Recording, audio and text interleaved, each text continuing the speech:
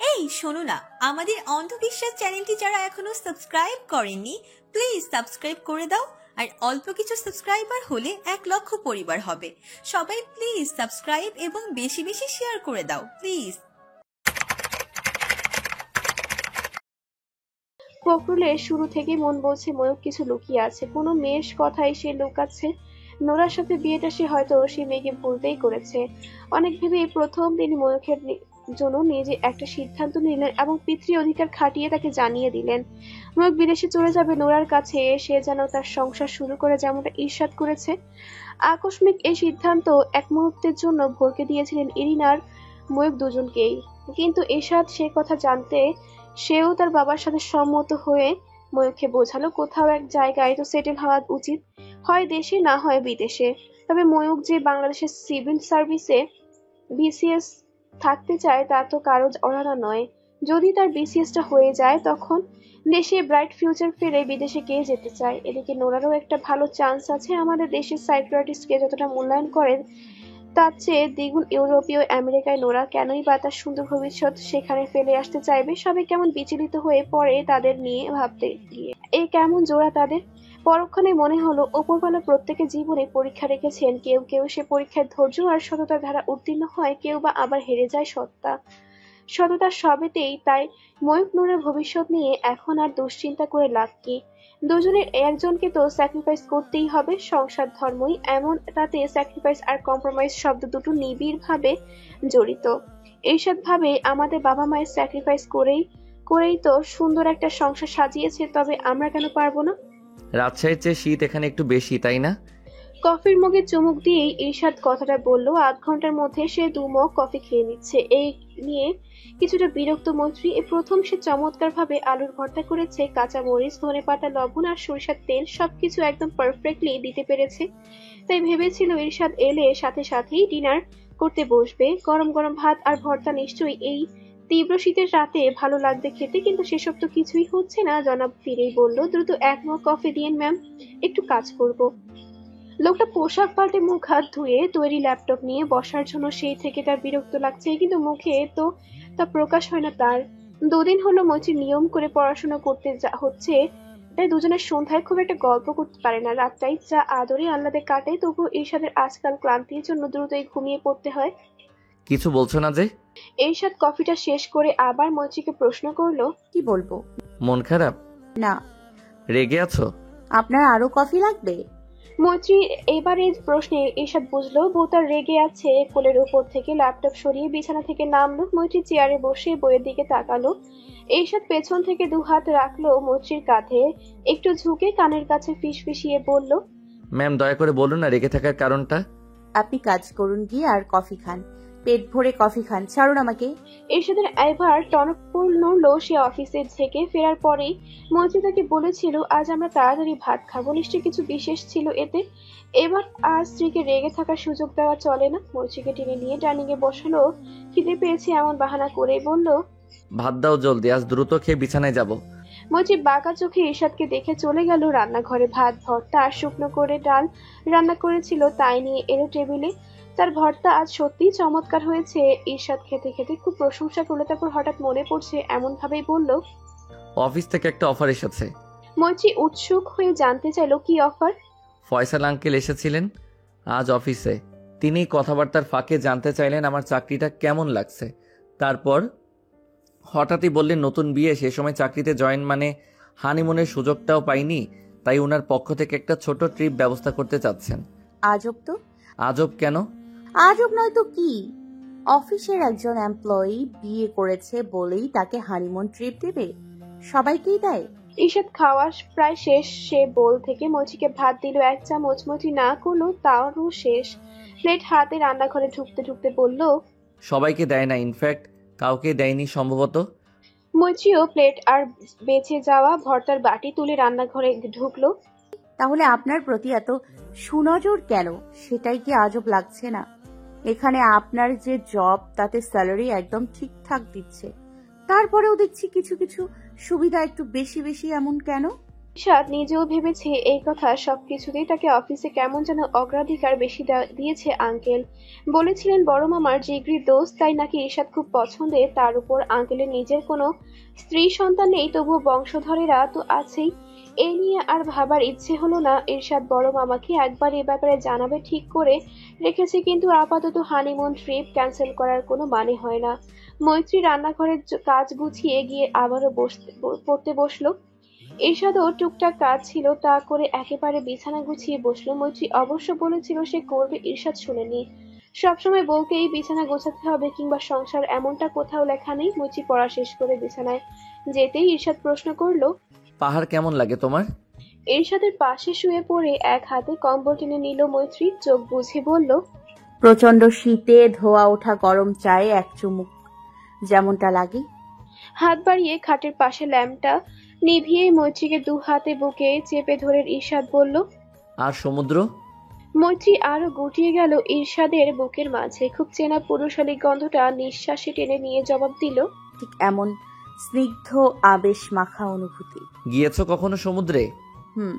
কক্সবাজার আর Inani beach দুবার গিয়েছিলাম, পাহাড়ে কখনো যাওয়া হয়নি। তাহলে এবার তোমাকে পাহাড় দেখাবো।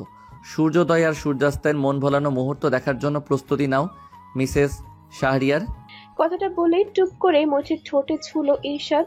ধীরে ধীরে ওষ্ঠচুম্বন নেমে এলো গলা, বক্ষ বিভাজিকা, ছুঁয়ে গেল দেহ থেকে মন সবটাই। মৈত্রীও উপভোগ করে মিলনের প্রতিটি মুহূর্ত। মন পুরুষের সাথে প্রত্যেকটা ক্ষণ সময়ের সাথে পাল্লা দিয়ে বেড়ে যাচ্ছে দুজনের মাঝে। দেহের সাথে মনের টান, ভালো না বেশিও সুখের সবটা ইরশাদ দিয়ে চলেছে তার স্ত্রীকে।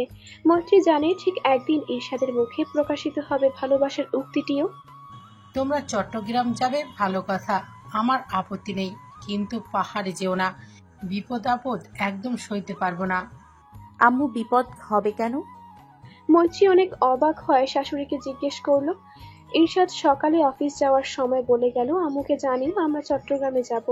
মৈত্রীও তাই নাস্তা শেষে শাশুড়িকে ফোন করলো। এরিন শুনেই চিন্তায় পড়ে গেল পাহাড়ে গিয়ে বিপদ হওয়ার ভয়ে। তারপর এরিন আবার জানতে চাইলো চট্টগ্রামে গিয়ে কোথায় উঠবে, বুকিং দিয়েছে কিনা, দিলেও যে ক্যান্সেল করে তারা কক্সবাজার যায় যেন। মৈত্রী মুখ ভার হলো শাশুড়ির কথায়, তারা তো পাহাড়ে যাওয়ার ইচ্ছে, কিন্তু শাশুড়ির সাথে তর্কে যাওয়া যায় না, তাই চুপচাপ মুখ হাতে জবাব দিল সে। এরপর কল দিল মামুনিকে। তিনি উল্টো সব রেখে প্রশ্ন করলেন, মৈত্রী, তোমার এ মাসে পিরিয়ড হয়েছে? এই কেমন প্রশ্ন ভেবেই ভেবাচাকা খেয়ে গেছে মৈত্রী। কোথায় তার ঘুরতে যাওয়ার ব্যাপারে সুন্দর একটা সলিউশন দিবে যেন শাশুড়িকে ম্যানেজ করবে তা না। না মামুনি। ডেট কতদিন পার হলো? খুব আপ্লুত শোনালো রোকসানার কণ্ঠ। মৈত্রী জবাব দিল, এখনো আসেনি। ও, কি হলো মামুনি? কিছু না, এখন পাহাড়ে না গেলে হয় না? মৈত্রী মুখের উপর কাউকে কিছু বলতে পারে না বলে তার খুব আফসোস হলো এখন। পাহাড়ে বেড়ানো কি এমন ভয়ঙ্কর কাজ? সে কি এভারেস্ট যাবে বলেছে? কি আশ্চর্য, দুনিয়ার সব মানুষ আনন্দে পাহাড় ভ্রমণে যায়, আর তারা মৈত্রীর যাওয়ার কথা শুনে রিয়েক্ট করছে। ভীষণ রাগ হচ্ছে তার ভেতরে ভেতরে, কিন্তু এমন রাগ প্রকাশ করার উপায় নেই। এরশাদ সকালে মৈত্রীকে বলে এসেছে বাড়িতে জানিয়ে দিও আম্মুকে আমরা ঘুরতে যাব। এদিকে অফিসে এসেও সে ম্যানেজ করে নিয়েছে জানুয়ারিতে ছুটির জন্য, অথচ ফোন ঘেটে এখন রিশাদ ভাইয়ের নম্বর পাচ্ছে না। লাঞ্চ টাইম হয়ে এসেছে বলে বাড়ির দিকে এগোতেই ময়ূককে কল দিল। হ্যাঁ ভাই, কেমন আছো? ভালো আছি, তুই কেমন আছিস? এই তো আছি। আচ্ছা শোন, তোর কাছে রিশাদ ভাইয়ের ফোন নম্বর আছে? যাই না ভাই, দেখতে হবে, বছর খানেকের বেশি হবে, কথা হয়নি তো। ও আচ্ছা, পেলে আমাকে সেন্ড করিস তো। ইরশাদ ময়ূক দুজনে আরো কিছুটা সময় কথাবার্তা হলো। তারপর ফোন রেখে ইরশাদ বাড়ি গেল লাঞ্চ করতে। ময়ূক রাজশাহীতে একটা কল সেন্টারে জব পেয়েছে, আবার কিছুদিন ধরে খুব প্রেসার দিচ্ছিল তাদের অফিসে জয়েন করার জন্য। একমাত্র ছেলে ছাড়া আর কে দেখবে এই সম্পত্তি? মেহেরকে বিয়ে দিলেন না হয় তখন জামাই দেখবে অর্ধেকটা, কিন্তু ছেলের ভাগ তো আর মেয়ের জামাইকে দিবেন না। তার উপর আফসারের কোনো ছেলে নেই, নোরা আছে, সেই মেয়ে আজীবন বিদেশেই থাকবে, তা তো তার আচরণই বোঝা যায়। এরশাদকেও বলা হয়েছিল নিজের মায়ের ভাগ বুঝে নিয়ে কিছু করো, সেই ছেলেও রাজি নয়, উল্টো শত্রুর কোম্পানিতে চাকরিগিরি করছে। আবরার ইদানিং প্রচুর ক্ষোভ নিয়ে চলেছে সবার সাথে। ময়ূখকে রোজ রোজ কল করে হয়রান, সে শুনছে না কিছু। ময়ূখও এখন বাবার উপর রেগে ফোন অফ করতে যাচ্ছিল, তখনই ইরশাদের কলটা এলো। এখন সে লাঞ্চ না করে বসে বসে ফোন কন্ট্যাক্ট চেক করছে। রিশাদ ভাইয়ের সাথে কারোরই তেমন যোগাযোগ নেই বলা যায়। ভাই নিজেই সকল আত্মীয়ের থেকে দূরত্ব বজায় রাখেন। অনেক খুঁজেও রিশাদের নাম্বার না পেয়ে ময়ূখ গুগল করে রিশাদের হোটেল ম্যানেজমেন্টের ফোন নাম্বার বের করলো। সেখানে ফোন করে নিজের পরিচয় দিয়ে জানিয়ে রাখলো রিশাদের যে একটা বার কল করে। আমার ফোন নম্বর নেই তোর কাছে? ফোনের ওপাশ থেকে রিশাদ বলল কথাটা। ময়ূখ কম্পিউটারে ব্যস্ত দৃষ্টি রেখে ফোন কানে তুলেছিল। রিশাদের কণ্ঠ শুনে প্রথমে চমকালেও পরে মনে পড়লো সে রিশাদের হোটেল ম্যানেজমেন্টে নম্বর চেয়েছিল। না ভাই, তোমারটা নেই, রাইমারটা ছিল, সেটাও বোধহয়। ময়ূখকে কথা শেষ করতে না দিয়ে রিশাদ আবার বলল, ইরিন ফুপির কাছে ছিল তো? এরশাদের বিয়ের সময় ফুপি ফুপার সাথে কথা হলো? মনে হয় না ভাই, আসলে ভাই এত তাড়া দিচ্ছিল তোমার নাম্বারের জন্য, তাই হোটেলে কল করে নেওয়াটাই সহজ মনে হলো তখন। কেমন আছিস তোরা? ভালো, তোমরা কেমন আছো? রাইমার নাকি ঢাকাতেই বিয়ে হয়েছে? আবরার চাচু এসেছিল, তোরা তো কেউ তখন আসিস নি। আসলে ব্যস্ততা ছিল। আচ্ছা বল, কোন প্রয়োজন ছিল ইরশাদের? তারা কেন দিচ্ছিল? আমি ঠিক জানি না ভাই, চট্টগ্রামে যাবে বলে শুনেছি, সম্ভবত সেজন্যই তোমার সাথে কথা বলবে। ঘুরতে গেলে বল কক্সবাজার চলে আসতে, আমার হোটেলেই উঠবে না হয়। আমি ঢাকায় আছি তোর ভাবিকে নিয়ে, আর রাইমার মেয়ে হয়েছে, ফুপিকে বলিস। ময়ূখ আর রিশাদের আরো কিছু সময় কথা হলো রিশাদের বাবার সম্পর্কে। ইরিনের ফুফাতো ভাই, তাদের মধ্যে আনুষ্ঠানিকতা বাইরে খুব একটা যোগাযোগ না থাকলেও সম্পর্কে আন্তরিকতার গভীরতা বেশ। রিশাদ কিংবা ইরশাদরা প্রয়োজনে নির্দ্বিধায় একে অপরের পাশে থাকে। ঠিক সেই কারণেই ইরশাদ নিশ্চিন্তে চট্টগ্রামে যাওয়ার প্রোগ্রাম করেছে। সে জানে রিশাদ দ্বিতীয় বিয়ের পর অনেকটা সময় চট্টগ্রামেই ছিল তার স্ত্রী মেবিশকে নিয়ে।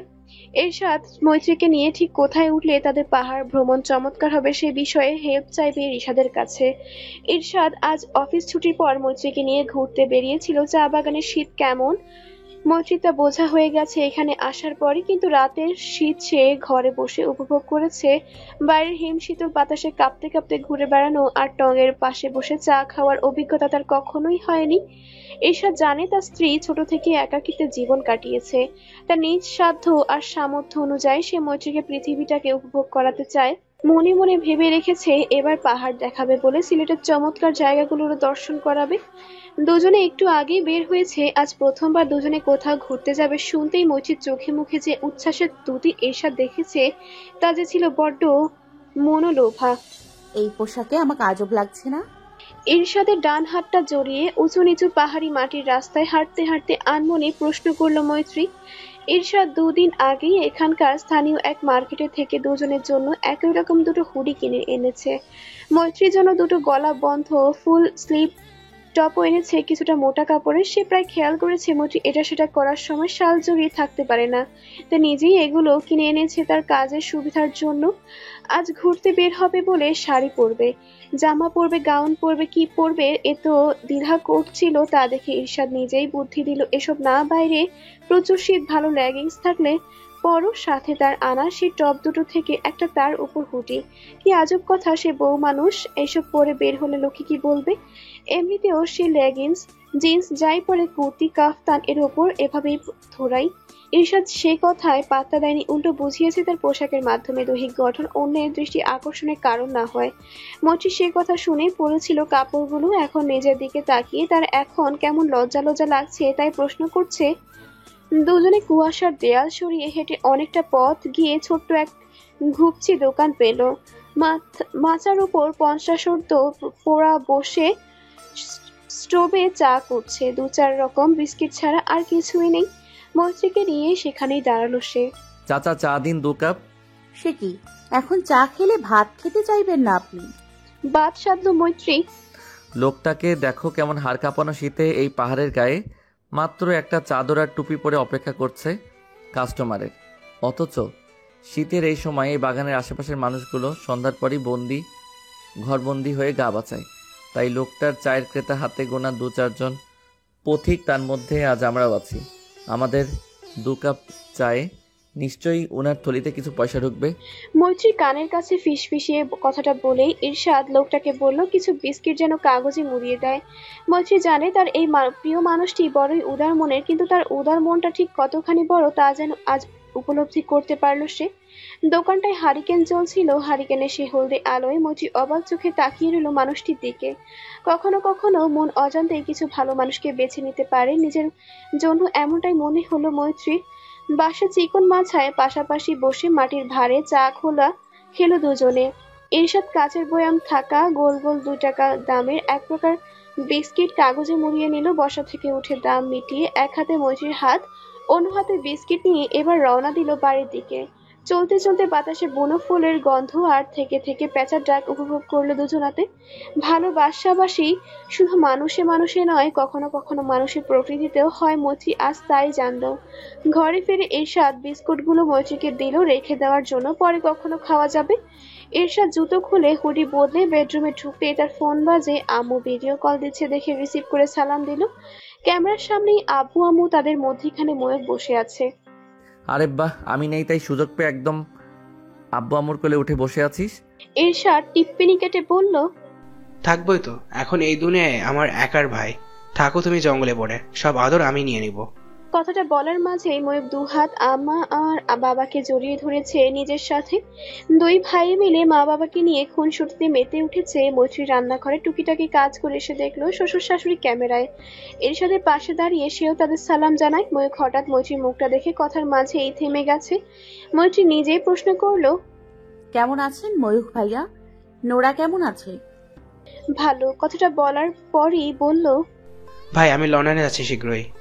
ময়ূখের মুখটা কেমন বিবর্ণ হয়ে গেল। কথাটা বলার সময় ইরশাদ সেদিকে লক্ষ্য করতেই জানতে চাইল হঠাৎ কেন।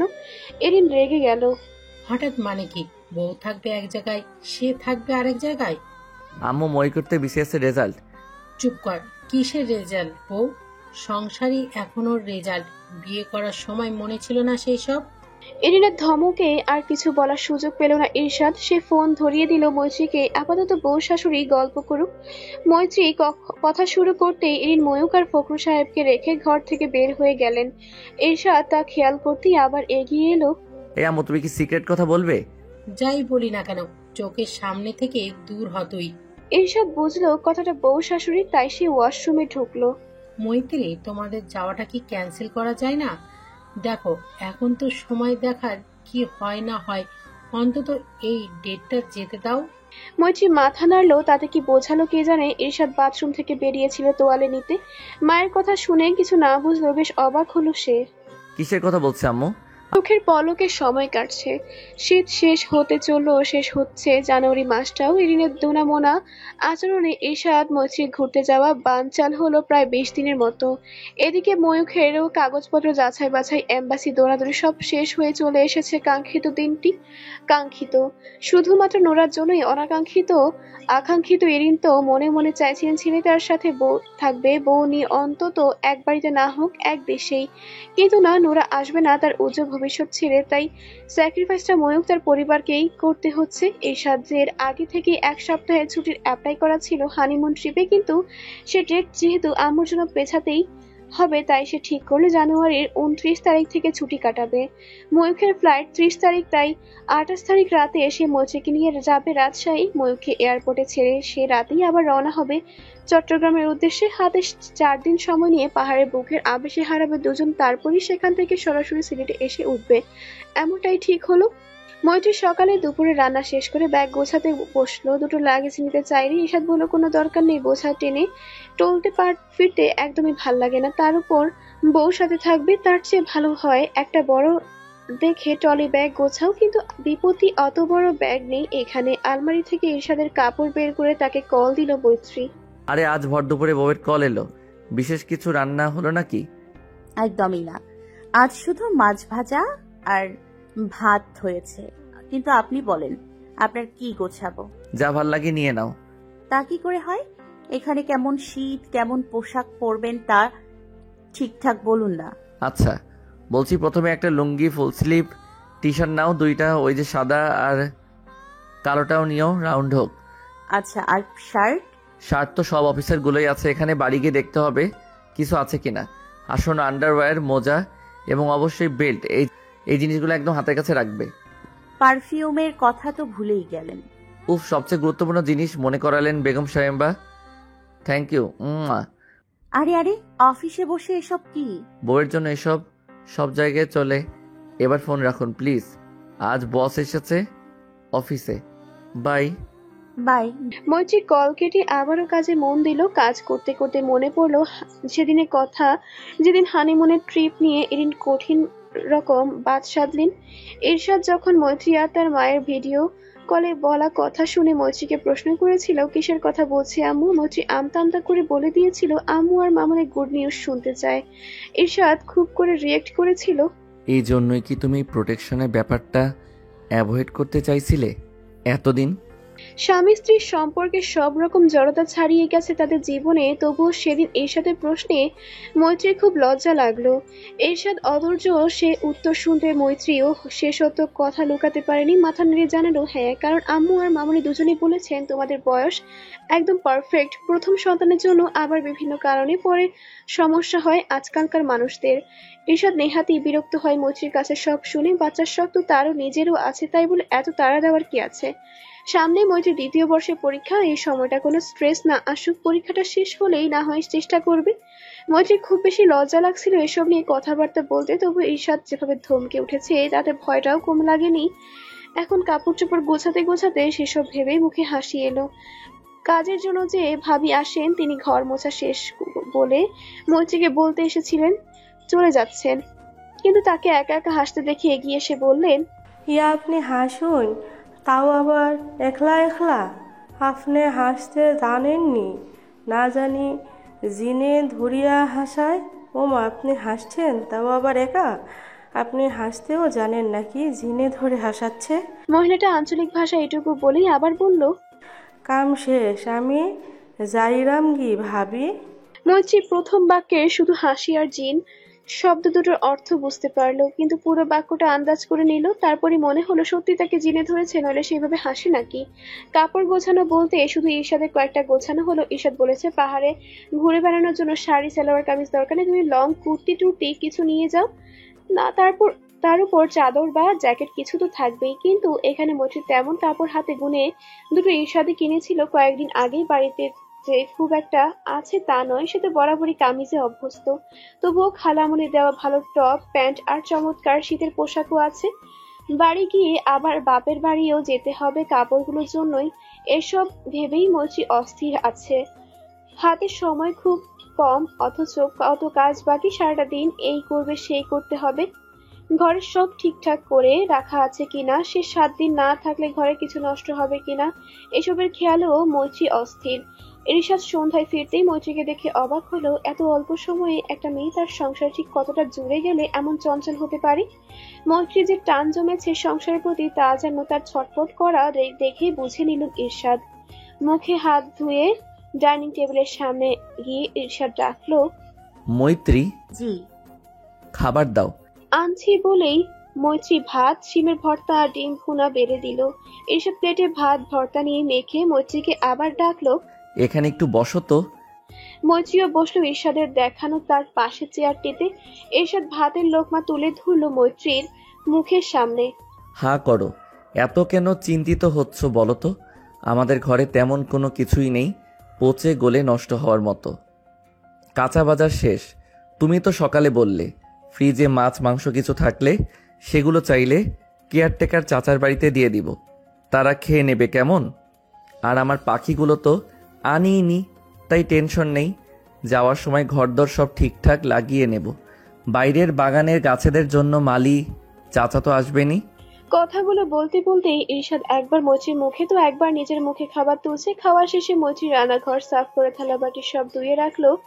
ইরশাদ ততক্ষণে ফ্রিজে থাকা কিছু মাছ আর একটা মুরগি ছিল তাই বেগে ভরে চলে গেল কেয়ারটেকারের বাড়ি। ভদ্রলোক ইরশাদের কাছ থেকে সেগুলো নিতে বেশ ইতস্তত করেছিলেন, তা বুঝতে পেরে সে বাড়ির মহিলাকে খুঁজে হাতে দিল।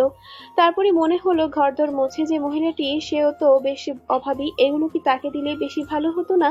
কিন্তু ততক্ষণে আর উপায় নেই সেগুলো নেওয়ার। মনে মনে খারাপ লাগলো বলেই ভাবলো কিছু টাকা বেশি দিয়ে দেবে, কিন্তু ততক্ষণে আর উপায় নেই সেগুলো নেওয়ার। মনে মনে খারাপ লাগলো বলেই ভাবলো কিছু টাকা বেশি দিয়ে দিবে এই মাসে। বাড়ি ফিরে মৈত্রীকে তৈরি হতে বলে ঈর্ষাদও তৈরি হয়ে নিল। 10টার মধ্যে বাস স্টপেজে থাকতে হবে, হাতে সময় কম।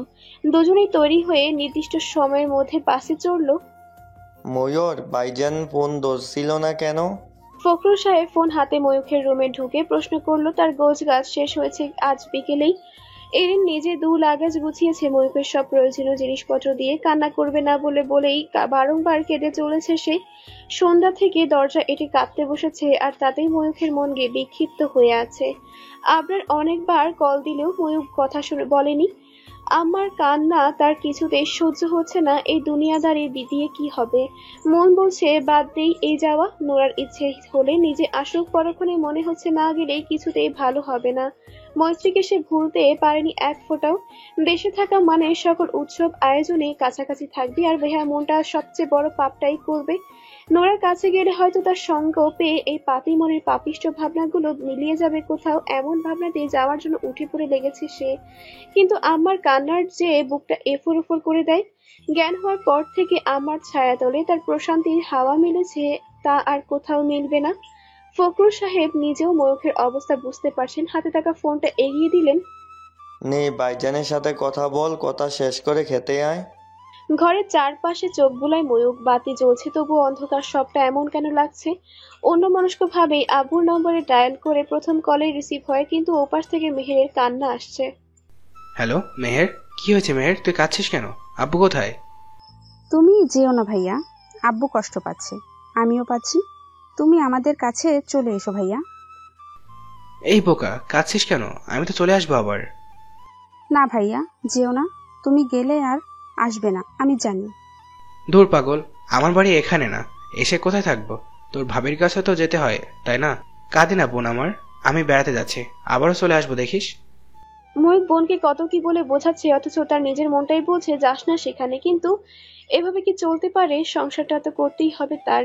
নোরাকেই বা কষ্ট দেবে কেন? মেয়েটা তো তাকে ভালোবাসে। ময়ূখ আরো অনেক কিছুই বলে নিজের মনকে। রাতে খাবার খেতে এরিন বের হলো না ঘর থেকে, তাই ময়ূখেরও খাওয়া হলো না ফখরুলেরও। ঘরে 3টি মানুষই সে রাত না খেয়ে পার করলো। ইরশাদরা এসে পৌঁছালো পরের দিন দুপুরে। হাতে সময় কম, তবু মৈত্রী এসে নিজেই রান্নাবান্নায় নেমে গেল। শাশুড়ির চোখ মুখ দেখতেই বুঝতে পেরেছে তিনি ঠিক কতটা ভেঙে পড়েছে।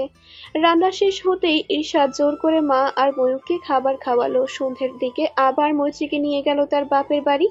এত ছোটাছুটির মাঝে মৈত্রীর ভয় ছিল অসুস্থ হয়ে পড়ার, কিন্তু তেমন কিছুই হয়নি।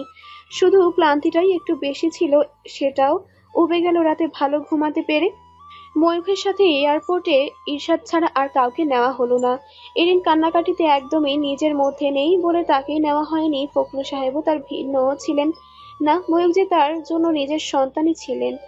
আবরারের চেয়ে বেশি তিনি কষ্ট পাচ্ছেন ময়ূখের এই বিদেশে বিভ হয়ে। কিন্তু সিদ্ধান্তটাও যে তিনি নিয়েছেন। ভেবেছিলেন ইরশাদের জীবনটা অগোছালো আর ময়ূখটাকেই দেখবেন গোছালো জীবনে, কিন্তু কি এক অজানা উন্মাদ হাওয়ায় মোড় বদলে গেছে ছেলে দুটোর জীবনের। ইরশাদকে দেখে অন্তর এক প্রশান্তি পায়, কিন্তু ময়ূখটার সাথে কেন এমন হলো? কষ্ট পান ভেবে ভেবে, কিন্তু কি করবেন সেটাও তো জানেন না। সফেদ কুয়াশার চাদর ভেদ করে সূর্য রশ্মি ছুঁয়ে গেছে হলদেটে মুখটাকে আদুরে স্পর্শে। সেই স্পর্শে নিভু নিভু চোখের পাতা কিছুটা সময় নিয়েই পুরোপুরি খুলতে পারল মৈত্রী। গাড়ির জানালায় মাথাটা এড়িয়ে দিতে গিয়েও দিতে বাধা পেল শক্ত হাতের। পথ এখনো শেষ হয়নি। ভাবতেই চোখ ঝলসে গেল কাঁচরঙা রোদ্দুরের সবুজের সতেজতায়। ঘাড় ফিরে ইরশাদের হাতের ফাঁকে বাইরে দেখতে লাগলো মুগ্ধ হয়ে। ট্যাক্সিটা চলছে উঁচু পথ ধরে, আরো উঁচুতে। মৈত্রীর চোখে ধাঁধা লাগছে, সে কি সত্যি কি পাহাড়ি পথে আছে? আবার ফিরে তাকালো ইরশাদের দিকে। চওড়া আদলের সরু নাক, পুরো ঠোঁট, ঘুমন্ত চোখের পাতায় রোদ এসে মিলিয়ে যাচ্ছে আলতো করে। মানুষটা শেষ রাতেও সজাগ ছিল মৈত্রীকে বাহুতে ধরে। আধো ঘুম আধো জাগরণে সে টের পেয়েছে সবটাই, তবুও দূরের জার্নি তার সহ্য হয় না বলে মটকে মেরে পড়েছিল মানুষটার বুকে কাঁধে।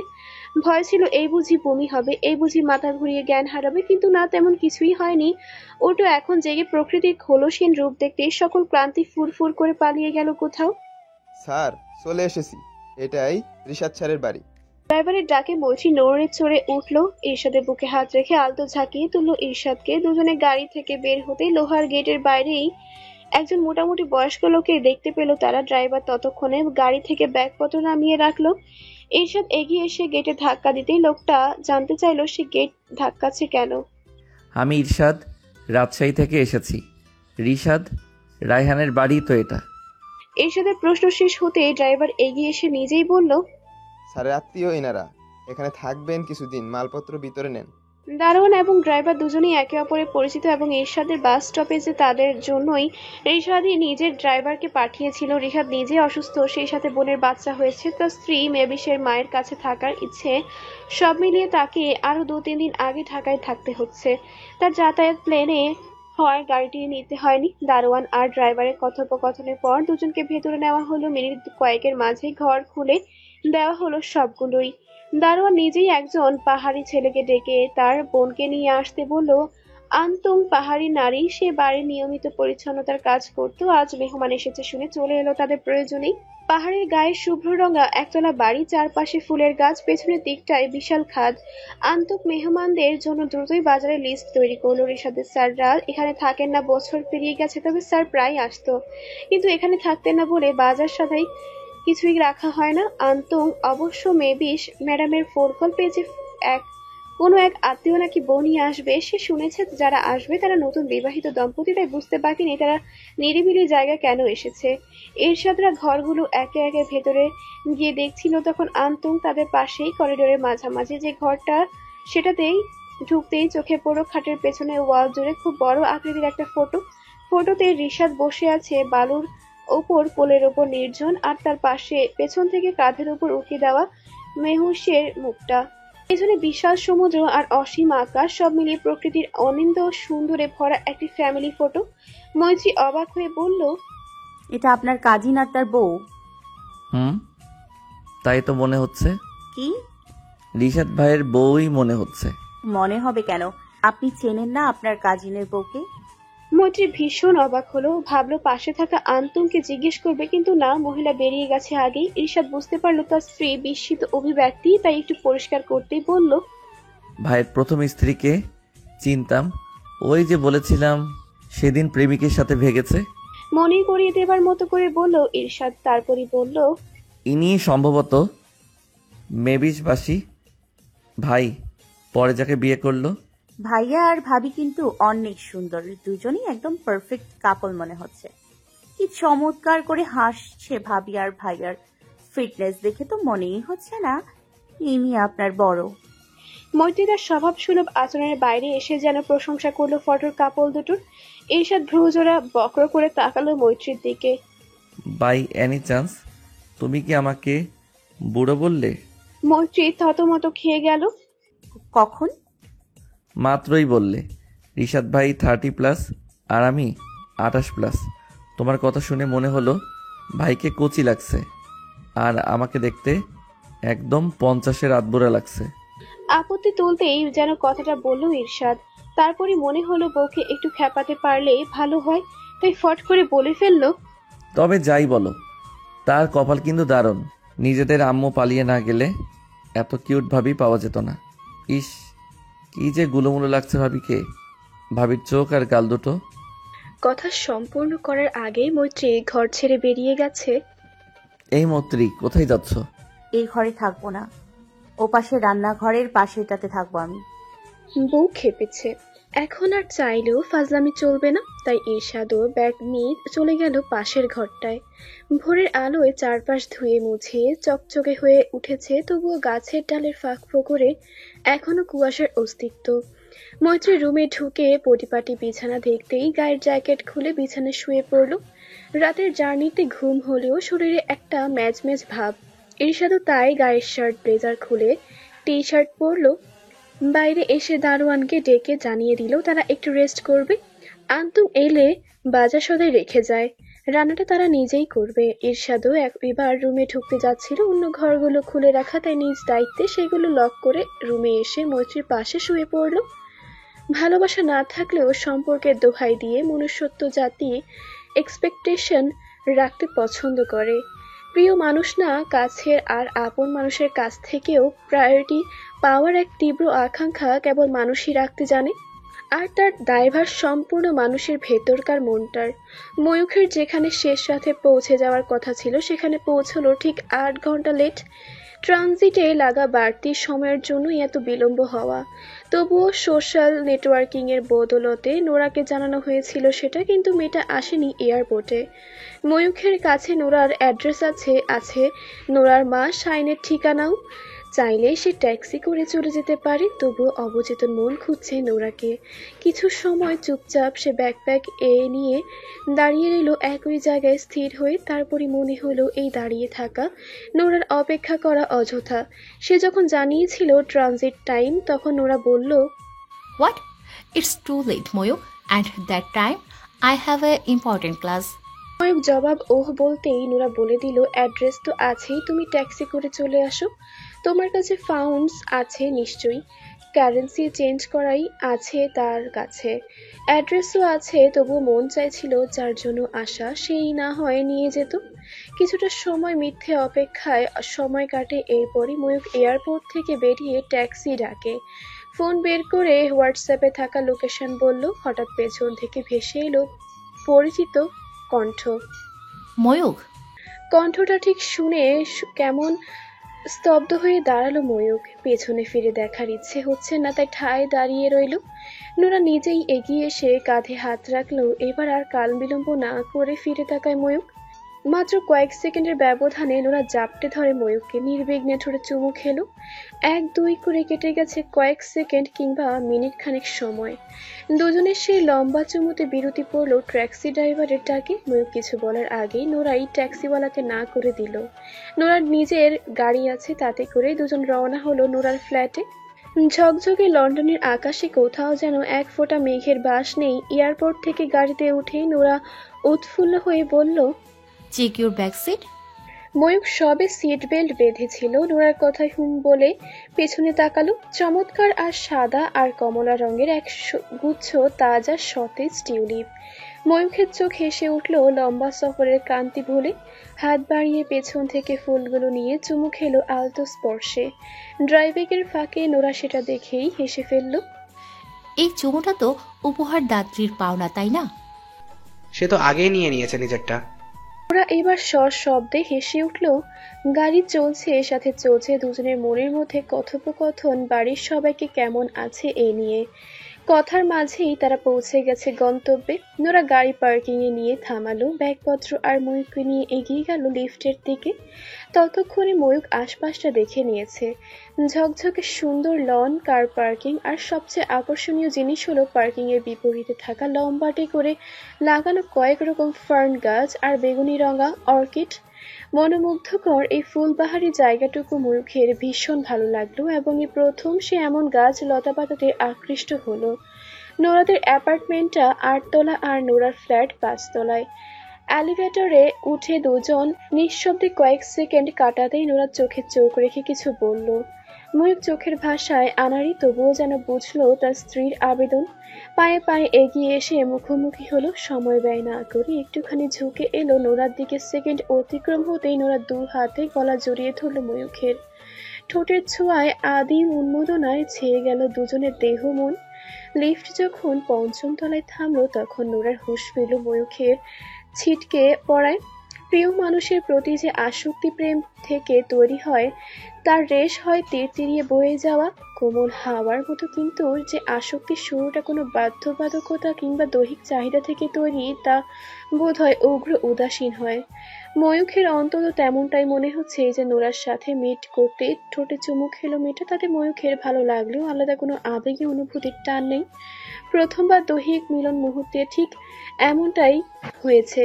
নোরা কাছে টেনেছে, সেও গেছে খুব কাছে। যতটা গেলে দেহ তৃপ্ত হয়, মস্তিষ্কের উত্তেজিত নিউরন শীতল হয়, ঠিক ততটাই এখন লিফটের এই সময়টুকু তার কাছে সেই তৃপ্ততার বাইরে কিছু কি হয়তো না। বিপরীত জেন্ডারে আবেদন ফেলতে পারা মুশকিল, তাই অপেক্ষার চেয়ে টেনে নেওয়াটাই যেন সহজবোধ্য ছিল। লিফট থেকে বেরিয়ে নোরার ফ্ল্যাটে ঢুকে পড়ল দুজন। বড় একটা অংশ জুড়ে ড্রয়িং রুম, একপাশে কিচেন লাগোয়া ডাইনিং আর 2টো রুম, একটা বাথরুম। শুভ্র সাদা দেয়াল জুড়ে বগরাকৃতির এক পেইন্টিং, তার নিচ থেকে সোফা। পাশেই চমৎকার কিছু ইনডোর প্ল্যান্টস সাজানো, এক পাশের দেয়াল সম্পূর্ণ কাচে ঘেরা হওয়ায় উপরে খোলা আকাশ, নিচের দিকে সরু পথের দৃশ্য স্পষ্ট। ময়ূক 2-4 পলকেই পুরো ফ্ল্যাটটাকে দেখে নিল। মন্দ নয়, দুজনে মানুষের জন্য এমন একটা ফ্ল্যাট, তবু তার কেমন দমবন্ধ লাগলো। এখানে তার পরিচিত বাতাস আর বাতাসে মিশে থাকা অক্সিজেন নেই। পরিচিত আপন মানুষগুলো কেউ নেই পাশে, এক নোরা ছাড়া। নোরা কি তার আপন মানুষ? এ ব্যাপারে বোধহয় ময়ূক পুরোপুরি দ্বিধান্বিত। নোরাও বুঝতে পারলো ময়ূখের অবস্থা, তবু ক্লান্ত ময়ূখকে বলার মতো কিছু খুঁজে পেল না সে। আজ সে ক্লাসে যায়নি। প্রফেসরের সাথে দেখা করার কথা থাকলেও সেখানে যাওয়ার ইচ্ছে হচ্ছে না। নোরা তার বেডরুমটাই নিয়ে গেল ময়ূখকে। আজ থেকে সেটা ময়ূখেরও বেডরুম হলো। কিং সাইজ বেডরুম, যার চারদিকে সফেদ রঙের দেয়াল। বেডের মাথার দিকে বড় একটা ফটো আছে নোরার। কোনো এক পড়ন্ত বিকেলে পা মেলে বিচে বসা, ছবিতে গায়ের পোশাকটি নামমাত্র বলা যায়। ময়ূখের সেদিকে আর দৃষ্টি রইল না। বাকি 3 দেয়ালের একটি জুড়ে দেয়াল সম ক্লথ ক্যাবিনেট, তা দেখে বোঝা গেল বাকি 2 দেয়ালের একটি দরজা, আর পাশেই ছোট্ট লাগোয়া বুক শেলফ, যেখানে মাত্র 3টি ছোট্ট খোপ, তাতে বইয়ের সংখ্যা হাতে গুনে 5টি। অন্য দেয়ালটি সম্পূর্ণ ফাঁকা, সে পাশে উইন্ডো আছে বলেই হয়তো। ময়ূক চারপাশে নজর বুলিয়ে এবার বিছানায় বসে গায়ের কোটটা খুলে ফেলল। বাইরে ওয়েদার যতটা শীতল, ফ্ল্যাটের ভেতর ঠিক ততটাই যেন উষ্ণ। নোরাও ঝটপট কিচেনে ঢুকে কফি মেকারে কফি করে নিয়ে এলো 1 মগ। তার গায়েও একটু আগে ছিল ট্রেন্স কোট। এখন খেয়াল করলো ময়ূক মেয়েটা। কোট খোলার পর দেখা যাচ্ছে সাদা শার্ট, ওপর থেকে কয়েকটা বোতাম খোলা। পুরুষ দৃষ্টিকে আকর্ষিত করতে এতটুকু বুক দেখানো পোশাক নিঃসন্দেহে যথেষ্ট বলা যায়। নোরার দৈহিক গঠন আর আধুনিক পোশাক সত্যি নজর কাড়বে পুরুষদের। ময়ূখেরও কাড়ল। সে চাইলো সংযত থাকতে, কিন্তু মেয়েটা কি তাকে থাকতে দেবে? না, নোরা চাইছে অন্য কিছু। তাই বুঝি কফি মগটা নিয়ে বসলো ময়ূখের গা ঘেঁষে। নিজেই কফিটা ময়ূখের মুখের কাছে ধরল। তার স্ত্রীর আদরে আচরণ কোনো পুরুষেরই বোধ হয় অগ্রাহ্য করার শক্তি থাকে না। প্রথম সিপে ময়ূক ক্লান্তিকর সময়টাকে সতেজ অনুভব করল। পরের সিপ দেওয়ার আগে সে নিজ নারীটির স্তনের স্পর্শ টের পেল বাহুতে। ধীরে ধীরে ঠোঁটে স্পর্শ পেল ঘাড়ে, গলা, বুকের মাঝে। এই স্পর্শের আধিক্য যত বাড়ছে ততই ময়ূক রক্তাচ্ছ্বাস, উত্তেজনাও টের পাচ্ছে নিজের মাঝে। হুট করে সে নোরাকে সরিয়ে বসা থেকে উঠে দাঁড়ালো। I need hot shower. কথাটা বলেই ময়ূক এদিক সেদিক তাকালো, যেন খুব গুরুত্বপূর্ণ জিনিস খুঁজছে সে। নোরাও তৎক্ষণাৎ দাঁড়িয়ে গেল মুখোমুখি। But I wanna kiss you so bad now. Let me shower first, then. Mayukh কথাটা শেষ করার আগেই নোরা 2 হাতে জাপটে ধরলো, চুমু খেতে শুরু করলো। সে চুমুতে ওয়ার্ড কোনো ফিলিংস ছিল না। ময়ূক উপেক্ষা করতে পারল না।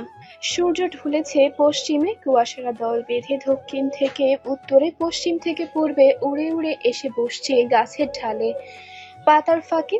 পাহাড়ের চকচকে দিন অস্তমিত। এখন রাতের চাদর নামবে বলে এরশাদ মৈত্রীর সারাটা দিন কেটে গেল খাবার খেয়ে, ঘুমিয়ে আর বাড়িটির ফুললে লনের পাশে মাদুর বিছিয়ে। দারোয়ানটা নাকি তাদের থাকার কয়েকটা দিন শুধু দিনেই থাকবে গেটেই, রাতটা কাটাবে নিজের বাড়িতে। এটাই ছিল ঋষাদের আজ্ঞা। বাড়ি দূরে নয়, দারোয়ান কিংবা পাহাড়ি ছেলে ওকা চুঙের, তাই সকল প্রয়োজনে গেটে দাঁড়িয়ে হাঁক ছাড়লেই নাকি তারা চলে আসবে। মৈত্রী অবশ্য শুনে প্রথমে আপত্তি করলো এই নির্জন বাড়িতে তারা একা থাকবে বলে। এরশাদ বোঝালো এখানে কোনো সমস্যা নেই। ঋষাদ ভাই জেনে শুনেই তাদের এমন একলা ছাড়লো। হানিমুন যদি লোক সমাগমেই করবে তবে এই পাহাড়ে আসার কি দরকার? এই কথার প্রেক্ষিতে মৈত্রী আর কিছুই বলেনি। পাহাড়ে আধার যেন সমতলের আগেই নামলো বলে মনে হলো মৈত্রীর। সে রাতের জন্য কি করবে জানতে চাইলো। এরশাদ বারণ করলো, কিছু করতে হবে না। রাতে খাবো না? অবশ্যই খাবো। কি? দুজন দুজনাকে। কথাটা শেষ করে হো হো করে হেসে উঠল এরশাদ। মৈত্রী বিড়বিড় করলো, দিনকে দিন অসভ্য হয়ে উঠছেন আপনি। রাতের জন্য খিচুড়ি করবো আমি, তোমাকে কিছু করতে হবে না। কেন? ভীষণ অবাক হলো মৈত্রী। এরশাদ রান্নাঘরের দিকে এগিয়ে যেতে যেতে বলল, তুমি শুধু সেজে গুজে বসে থাকো আমার পাশে। মধু চন্দ্রিমা করতে এসে বউকে দিয়ে রান্না করানো ঠিক নয়, এতে রোমান্সে বিঘ্ন ঘটতে পারে। কি সব যাচ্ছে তাই কথা। আচ্ছা, আমরা কাল ঘুরতে বেরোবো। নিশ্চয়ই ম্যাম। ভোরে উঠে দক্ষিণের পাহাড়ি পথে হাঁটতে হাঁটতে সূর্যোদয় দেখব। ঋষাদ ভাই বলল সে পাহাড়ে বুনো ফুলের সাম্রাজ্য আছে। আর নাস্তার পর আমরা উপাসে ওই যে ছেলেটা এলো দুপুরে উকাচুং তাদের পাড়ায় ঘুরতে যাব। আপাতত প্ল্যান এইটুকুই, বাকিটা কাল ঠিক করব। কথা বলতে বলতে ইরশাদ রান্নাঘরে ক্যাবিনেট খুঁজে খুঁজে হাঁড়ি পাতিল বোল নামালো। এই বাড়িতে বাজার সদাই বলতে কিছুই ছিল না, কেউ থাকে না বলেই আন্তংকে দিয়ে যে বাজার করিয়েছে সবটাই সামনে রাখা, সেগুলো দেখিয়ে নিয়ে ইরশাদ প্রথমেই বলে মুরগিটা রাখলো। ভাগ্যে সেই বাড়িতে ইলেকট্রিসিটি ফ্রিজ সবটাই আছে, মশলাপাতিও একে একে সবটাই দেখে নিয়ে রান্নার কাজ শুরু করলো ইরশাদ। মৈত্রী বার দুয়েক চেষ্টা করলো কাজে সাহায্য করতে, কিন্তু তার পতি মহোদয় পাকা রাঁধুনির মতো একা হাতে সবটা করতে করতে পত্নীকে তাড়া দিল সেজে গুজে তৈরি হতে। তবে এই তাড়ার মাঝে সতর্কতা জারি করলো লিপস্টিক দেওয়া বারণ বলে। মৈত্রীর ভালো লাগায় মন ফুরফুরে হয়ে গেল। খুব ভাগ্য করে মানুষটাকে পেয়েছে সে। এ জীবনের সকল চাওয়া নিয়ে উপর বলার উপর সে যত বেশি অভিযোগ করেছে সবটা যেন একবারেই পুষিয়ে দিল আল্লাহ তাআলা। কোথাও কোনো কমতি রাখেননি তার জীবনে। একটা চাওয়ার মাঝে সকল পাওয়ার প্রাপ্তি দিলেন। মৈত্রীও চলে গেল ঘরে। লাগেজ খুলে বেছে বেছে সুতির মাঝে সুতার কাজ করা শাড়ি বের করে নিল একটা। এইসব বলেছিল পাহাড়ে যাব, শাড়ি কামিজ এগুলো লাগবে না, তবু মৈত্রী জোর করে দুটো শাড়ি নিয়েছিল। এখন মনে হচ্ছে শাড়ি আনাটাই তার করা চমৎকার কাজ ছিল। হিম হিম কুয়াশা উড়ে উড়ে জমাট বেঁধেছে যেন রিশাদেরই বাড়িটা জুড়ে। এরশাদ আগুনের পাশে থেকেও টের পাচ্ছে শীতল হাওয়ায় কাঁপন লাগা। খিচুড়ি আর ঝাল করে রান্না মাংস চুলায় দুটো বসিয়ে দিয়ে শসা লেবু কেটে নিল। কাজের ফাঁকেই একবার ঘরে ঢুকে দেখে এলো মৈত্রী কি করছে, তারপর গিয়ে বাইরেটাও দেখলো। গেটের তালাও ঠিকঠাক লাগানো কিনা দেখে এলো। রান্না প্রায় শেষ হয়ে এলেই যখন মৈত্রী এলো না বেরিয়ে, তখন এরশাদ ভাবলো শীতে হয়তো মেয়েটা কম্বল জড়িয়ে শুয়ে পড়েছে। পুরো রান্না শেষ করে সব গুছিয়ে সে মৈত্রীকে ডাকতে গেল। সাদার মাঝে খয়েরি মিশ্রণের শাড়ির ওপর টকটকে লাল শাল পেঁচিয়ে বিছানা ঝাড়ছে মৈত্রী। বিছানা এখনই কেন গুছিয়ে নিচ্ছ? কাজ কমিয়ে রাখছি যেন পরে আর করতে না হয়। আচ্ছা চলো, রান্না শেষ। কোথায় যাব? ডাইনিং টেবিলে। ওই খোলা ডাইনিং এ খাবো না। এরশাদ বাঁকা চোখে তাকালো। চোখ কাজল কালো, ঠোঁটেও গাঢ় লিপস্টিক। কত করে বলল লিপস্টিক লাগাবে না, তবুও শুনলো না।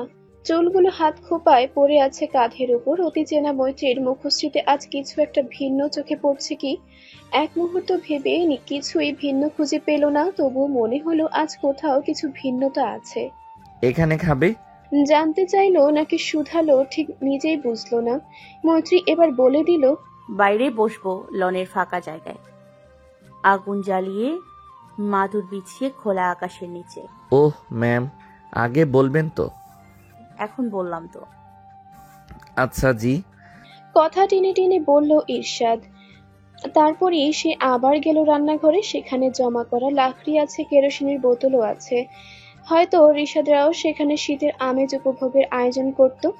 ইরশাদ সত্যি ব্যবস্থা করলো আগুন জ্বালানোর, মাদুর বিছিয়ে খাবার সাজিয়ে মৈত্রীকে বসিয়ে নিজেও বসলো। চমৎকার এই আয়োজনকে স্মৃতির পাতায় বেঁধে রাখতে ফোন বের করে কিছু ছবিও তুলে নিল নিজেদের। মৈত্রীর কিছু একক ছবিও তুলে দিল জোর করি। এক পাশে আগুন, অন্য পাশে তার স্বামী খাবার সাজিয়ে রাখা। ইরশাদ এই রাতের আয়োজনের একটা নাম দিল উড ফায়ার ডিনার। লোকে ক্যান্ডেল লাইট ডিনার করে, সে তার স্মৃতিকে নিয়ে করছে কাঠের আগুনের আলোয় ডিনার। তবে শুধুই কাঠের আগুনে ডিনার করতে গিয়ে বুঝতে পারলো জংলা পোকামাকড় সব তাদের খাবারের আশেপাশে উড়ে বেড়াচ্ছে। স্বাদের খাবার বেশি দূর খাওয়া হলো না। এই খোলা আসমানকে সাক্ষী রেখে তাই দ্রুত হাতে কিছুটা খেয়েই সব গুছিয়ে নিয়ে রাখতে হলো ঘরে। তাড়াহুড়ায় সব নিয়ে ঘরে ঢুকতেই চোখাচোখি হলো দুজনে, তাতেই মৈত্রী হেসে ফেলল। এরশাদের লাগলো খুব সে হাসি, তাই শাস্তিস্বরূপ মৈত্রীকে নিয়ে আবারও বসলো বাইরে। না, এবার আর খাওয়া দাওয়া নয়, পাশাপাশি বসে নির্জনতা ছাপিয়ে বন পাহাড়ের ঝিঝি আর বন্য পাখির ডানা ঝাপটানোর আওয়াজ শোনাই যেন উদ্দেশ্য ছিল। এরশাদ বসেছিল পেছনে দু হাত রেখে মাটিতে ভর দিয়ে। তার সামনে বসা মৈত্রী, তার বুকে পিঠ এলিয়ে। হিম বাতাসে বুনো ঘ্রাণ সাথে বুঝি মৈত্রী চুলের শ্যাম্পুর সুবাস মিশে গেল। মিশ্র অথচ মিষ্টি সে সুবাস ইরশাদের বুকের ভেতর উষ্ণতা মিশিয়ে দিল। তীব্র শীতের মাঝেই মৈত্রীর গায়ের শাল সরে গেছে বাহু আর কোমর ছাড়িয়ে। শীতের গায়ে কাটা দিচ্ছে, থেকে থেকে কাঁপন তুলছে। ঈর্ষাদ কি টের পেল সেই কাঁপুনি? পুরুষালীর শক্তপোক্ত একটা হাত আলগোছে উঠে এলো মৈত্রীর পেটের কাছে, খোলা অংশ আলতো ছুঁয়ে ছুঁয়ে আদর দিল। অন্য হাত ঘাড় টেনে এলো মুখের কাছে, ঠোঁটের পাশে। বলেছিলাম লিপস্টিক দিও না, শুনলে না তো? এবার এগুলো আমি খেয়ে ফেলবো। বলেই সে চুমু খেলো উগ্রভাবে। মুহূর্তে কয়েকের ব্যবধানে ঢেউ খেলো দেহ থেকে দেহে। ঠোঁটের স্বাদে মত্ত হলো মানুষ দুটো। কোনো এক সময় তাদের আদিম নেশায় পেয়ে বসলো। সাঙ্গ হলো অগ্নি উৎসব। এরপর আর থাকা চলে না ঘরের বাইরে। ঈর্ষাদ দু হাতে তুলে কোলে নিল অর্ধাঙ্গিনীকে। ঘরে ঢুকে দরজা বন্ধ করলো না, বাতি নেভানোর প্রয়োজনও বোধ করলো না সে। নেশায় পাওয়া মানুষের হুঁশ থাকে না। তীব্র শীতের রাত, নির্জনতায় আব্রু যখন পাহাড় ঘেরা, তখন তার আর হুঁশ থাকার নয়, কোনো কপোত-কপোতি সময় যখন তাদের নিরাবরণের উন্মাদনায় মত্ত হয়ে পেরোতে থাকে আপন গতিতে। দক্ষিণ দিকের পাহাড়ের উচ্চতা যেন আকাশ ছুঁয়েছে দূর থেকে, তেমনটাই মনে হয়েছিল। যত এগিয়ে উপরে ওঠা যায় তত যেন আকাশটা উঁচু হয়ে যাচ্ছে। ঘুম ভেঙে গরম পানিতে গোসলের পর মাত্র কয়েক মিনিটের শরীর যেন অসাড় হয়ে এসেছিল মৈত্রীর। ভাগ্যিস রাতের জ্বালানো আগুনের অংশটাতে ইটের ঘেরার বাইরের কাঠগুলো ঈর্ষাদ ঢেকে রেখেছিল, তাই ভোরেই আবার সেগুলো জ্বালিয়ে কিছু সময় আগুন পোহালো মৈত্রী। ঈর্ষাদ গোসল শেষে বাইরে এসে তাড়া দিল দ্রুত তৈরি হতে তারা হাঁটতে বেরোবে। মৈত্রীর তখন মনে হলো এই ধরায় সবচেয়ে শীতল ভূমি এই পাহাড়টাই। তখনও আকাশে আধার কাটেনি ভোরের আগ মুহূর্ত। ঈর্ষাদের জন্য তার রাতে ঘুম হয়নি, আর না এই রাতে শেষের সময়টাতে। ঈর্ষাদ বুঝতে পারলো মৈত্রীর অবস্থাটা, তাই টেনে ধরে ঘরে নিয়ে গেল। আগে এসে জিন্স শার্ট আর তার উপর হুডি পরা ছিল ঈর্ষাদ। এবার নিজের মতোই সে যে ক্যাটস জোড়া এনেছিল তা বের করে দিল। মৈত্রী কিনতে চায়নি এগুলো, ঈর্ষাদই বলেছে পাহাড়ে চলতে এগুলো কাজে দেবে। হাত মোজা, ক্যাটস, হুডি কিছুই বাদ পড়েনি দুজনার। তৈরি হয়ে মৈত্রী আয়নায় তাকিয়েছিল তার পাশের দাঁড়ানো ঈর্ষাদকে দেখে আনমনে যে হিংসুক হয়ে উঠলো। লোকটা এত পরিপাটি, এত আধুনিক আর এতটাই সুদর্শন। মৈত্রীর মন খারাপ হয় তাকে দেখলে। একটা পুরুষ মানুষ এত বেশি নিখুঁত কেন হবে? কেন তার কোনো ত্রুটি পাওয়া মুশকিল? মৈত্রীর ভাবনা বিস্তর হওয়ার আগে ঈর্ষাদ তাকে টেনে নিয়ে বেরিয়ে গেল ভোরের ভ্রমণে। আধার কেটে ভোর হয়, রক্তিম আকাশের শুভ্র হওয়া, সবটাই দুজন মিলে দেখার যে অনুভূতি, সবটাই মৈত্রীর উপভোগ করার সুযোগ হয়। মনে মনে সে অসংখ্য ধন্যবাদ জানায় ঈর্ষাদকে এত চমৎকার মুহূর্তগুলোর সাক্ষী করার জন্য। পাহাড়ের উঁচুতে চড়তে গিয়ে টের পায় মৈত্রী তার হাঁটু আর কোমর একেবারে যেন নড়ে যাচ্ছে জায়গা থেকে। বোধহয় প্রথমবার এমন পথে চলছে বলে, কিন্তু ভালো লাগছে এই চলা। মৈত্রীর ধারণা ছিল পাহাড় মানেই এবড়ো থেবড়ো সুড়ি পথ, যেখানে পা ফেলতে প্রয়োজন হবে লাঠি, ট্রেকিং করার জুতো, আরো কত কি। কিন্তু এ পথ তো মাটি কেটে তৈরি করা, সমান তালে নিচ থেকে উপরে উঠছে। চারপাশে যে ঝোপ জঙ্গল আর কল্পনায় ছিল, এখানে পুরোপুরি তেমনটা নয়। কোথাও লতাপাতায় ঘেরা, কোথাও বা বড় বড় গাছ, কাটা গুল্ম রং বাহারি জঙ্গলি ফুল সবই আছে এখানটায়। পথ চলতে চলতে দুজনে যখন পাহাড়টার একদম উপরে, তখন মৈত্রী আনন্দে আত্মহারা হয়ে বলল, আমরা এখন পাহাড়ের চূড়ায়। আমার একদমই বিশ্বাস হচ্ছে না, সবচেয়ে উঁচু পাহাড়ের মাথায় চলে এসেছি। এই একটু চিমটি কাটুন না, আমার এখনো বিশ্বাস হচ্ছে না। মৈত্রী নিজের উচ্ছ্বাস প্রকাশ করতেই যেন কথাগুলো গড়গড় করে বলে গেল। ঈর্ষাদ অবাক হলো, এই কেমন উচ্ছ্বাসিত হওয়া, যেখানে ভেতর থেকে আবেগ এসেছে তার টের পাওয়া যায় না। আগে কখনো অনুভূতি প্রকাশ করা মৈত্রী জানতো না বা করতো চাইতো না, এই কথা ঠিক, কিন্তু এখন সে সাধ্যমতো রিয়েক্ট করে বা তার ভেতর থেকে কিছু রিয়েকশন আপনা আপনি প্রকাশিত হয়। কিন্তু এই মুহূর্তে তার মুখাবয়বে তেমন কিছুই নেই। ঈর্ষাদের হঠাৎই মায়া হতে লাগলো মৈত্রীর জন্য। তার চেষ্টা সফল হয়নি। এই মেয়েটা এখনো পুরোপুরি স্বাভাবিক হয়নি। মৈত্রীকে যে সাইকোলজিস্ট দেখানো হয়েছিল, তার দ্বিতীয়বার বিয়ে ভাঙার পর ঈর্ষাদ কথা বলেছিল সে ডক্টরের সাথে। মৈত্রী অস্বাভাবিক নয়, তবুও সে সাধারণও নয়। তার ভেতরকার সে ছোট্ট থেকে জমে থাকা একাকিত্বের গুমট ভাব, সেটা কাটানো জরুরি। অন্তত বৈবাহিক জীবনে তাকে স্বাভাবিক করা জরুরি। আজ নয়তো কাল সে কনসিভ করবে। প্রেগনেন্সির মাসগুলোতে তার মানসিক দিকটা সবচেয়ে বেশি ফ্যাক্ট হবে তার সন্তানের জন্য। এরশাদ সব জেনে শুনে বিয়ে করেছে মৈত্রীকে, তাই তার দায়িত্বটাও নিজের কাঁধে তুলে নিয়েছে। কথার ছলে মৈত্রীর পছন্দ অপছন্দের দিকগুলো সে জেনে নিয়েই কিছু না কিছু করতে থাকে মৈত্রীর জন্য। এই পাহাড় ভ্রমণটাও তারই একটা দিক। স্বচ্ছ কাছের মতো রোদের আলো ছুঁয়ে যাচ্ছে দুজনের সারা দেহ। এরশাদ গাঢ় দৃষ্টিতে তাকিয়ে রইল মৈত্রীর মুখপানে। উজ্জ্বল মুখের রংটা সূর্য রশ্মিতে আরো চকচকে হয়ে উঠেছে, সেই সাথে টিকালো নাক, সরু চিবুক আর পেলবো পাতলা ঠোঁট দুটো। এরশাদের নজর জোড়া ঠিক এখানে এসে দুর্বল হয়ে পড়ল। নিচ থেকে উঠে আসা কুয়াশারা যখন পাহাড় ছুঁড়ে এসে রোদে মিশে অদৃশ্য হয়ে উঠেছে, তখন এরশাদ দেখল তার সামনে দাঁড়ানো মানবীটি আকস্মিক রহস্যময় সৌন্দর্যে ছেয়ে যাচ্ছে।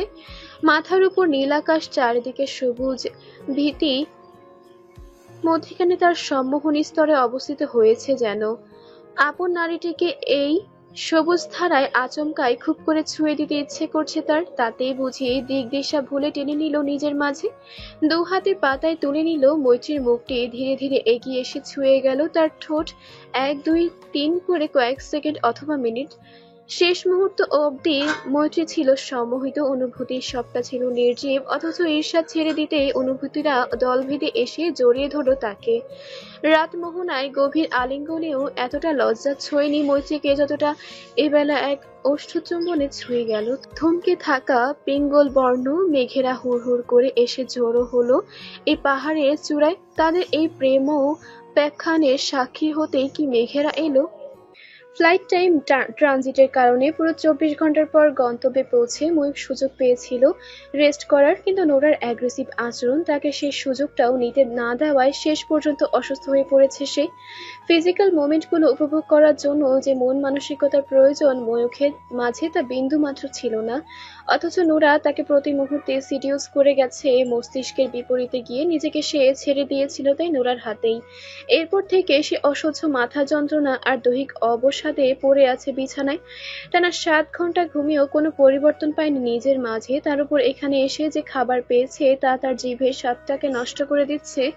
খুব করে ইচ্ছে করছিল ঝাল করে কষা মাংস দিয়ে গরম ভাত খেতে, অথচ কপালে জুটেছে বেকড অথবা বয়েলড খাবার। আজ সকালে নোরার ক্লাস ছিল বলে সে চলে গেছে যথাসময়ে। যেতে যেতে ময়ূখের জন্য রেখে গেছে lemon smoothie, cereal, bread, jam, আর রেখে গেছে নোরার একটা কার্ড। সে চাইলে বাইরে যেতে পারে, পাশেই সুপার শপ থেকে শুরু করে পার্ক পর্যন্ত আছে, খাওয়া ঘোরার সব ধরনের সুযোগ আছে।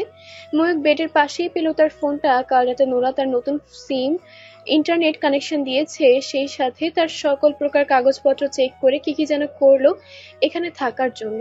নোরা ব্রিটিশ ন্যাশনাল হওয়ায় ময়ূখের খুব একটা ঝামেলায় পড়তে হবে না বলেই জানিয়ে দিয়েছে নোরা। শোয়া থেকে না উঠেই ময়ূখ ফোনটা নিল। এখানে দুপুর, তার মানে বাংলাদেশে এখন বিকেল শেষ প্রায়। আমার সাথে কথা না বলে মনটা শান্ত হবে না। এখানে টিকে থাকতে হলে তাকে প্রতিটি মুহূর্ত শক্তি সঞ্চয় করতে হবে। সেই শক্তির উৎস তার একমাত্র আপন মানুষগুলোই। ফোনের ডায়াল প্যাডে আমার নাম্বার তুলে কল করলো। প্রথমবারই আমার রিসিভ করলেন তার কলটা। সালাম দিতেই ওপাশ থেকে ভেসে এলো রাগী কণ্ঠস্বর। হারামির দল, একটা কল দিলি কেন? আমি মরার পর দিদি বউ পেয়ে এক একটা ভুলে গেছে বাপ মা আছে তাদের। কি হয়েছে আম্মা, রেগে আছো কেন? আমার গেট ল্যাগ কাটে না আম্মা, সারাক্ষণ ঘুমে কাটাইতেছি। ময়ূক বুঝতে পারছে আম্মা তাকে মিস করছে, হতে পারে ভাইকেও। ভাই সিলেটে যাওয়ার পরই সে খেয়াল করেছিল আম্মা যখন যখন ভাইকে মিস করে তখনই এমন বকে ধমকে কথা বলতে থাকে। সে যখন বছর কয়েক হলে রইল তখন ভাই পাশে ছিল, আবার ভাই যখন সিলেট তখন সে ছিল, কিন্তু এবার পাশে নাই, ভাই আছে না সে, তাই হয়তো আম্মা কষ্ট পাচ্ছে ভীষণ। এখন মন বলছে এখানে আসার সিদ্ধান্তটা কি সে ভুল নিয়েছে? যে মানুষের সাথে মন মানসিকতা কালচার কিছুরই মিল নেই, যেখানে মিলিয়ে নেওয়ার ইচ্ছেটাও আসে না ভেতর থেকে, সে মানুষটার জন্য অতি আপন মানুষগুলোকে ফেলে আসা আদৌ কি ঠিক হলো?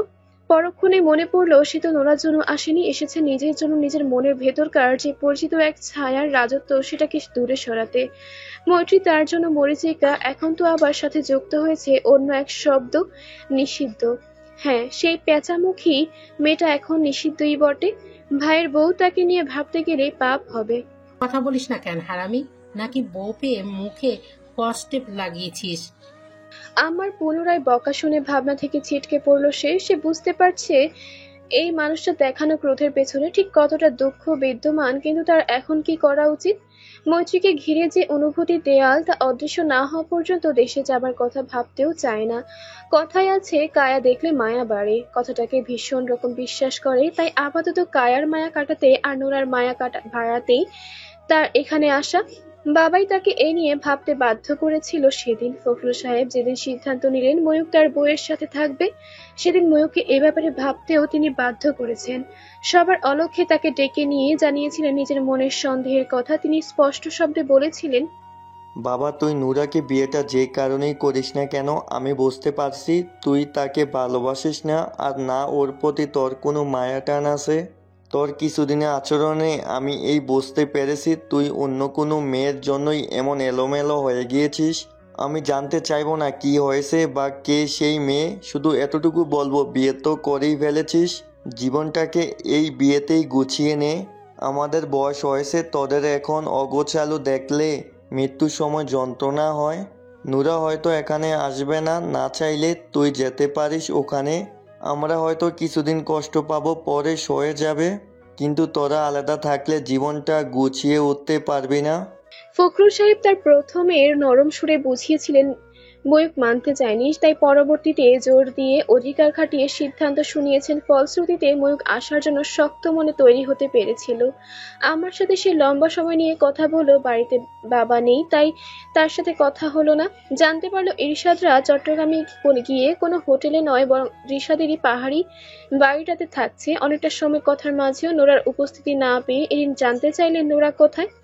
বলা বাহুল্য, ময়ূক নিজেও এ ব্যাপারে অবগত নয়। তাকে বলেছে ক্লাস আছে, কিন্তু ঘড়ি কাঁটা বলছে ক্লাসের সময় অনেক আগেই শেষ হয়েছে মেয়েটার, এবং সে আরও জানিয়েছিল ফিরতে লেট হবে। ময়ূকের অবস্থা তেমন ছিল না, সে প্রশ্ন করতে কেন লেট হবে। হয়তো প্রশ্ন করাটাও সমীচীন নয়, তাই সে অগ্রাহ্য প্রকাশ না করে ঘুমিয়ে পড়েছিল। কখন গেল কখন আসবে এই নিয়ে তার ভাবতে ইচ্ছে করলো না। আম্মাকে বলল, নিয়মিত ভালোবাসার গল্প শুনতে এবং পড়তে আমাদের অন্ধবিশ্বাস চ্যানেলটি সাবস্ক্রাইব করে পাশে থাকা বেল আইকনটি ক্লিক করুন। ধন্যবাদ সবাইকে।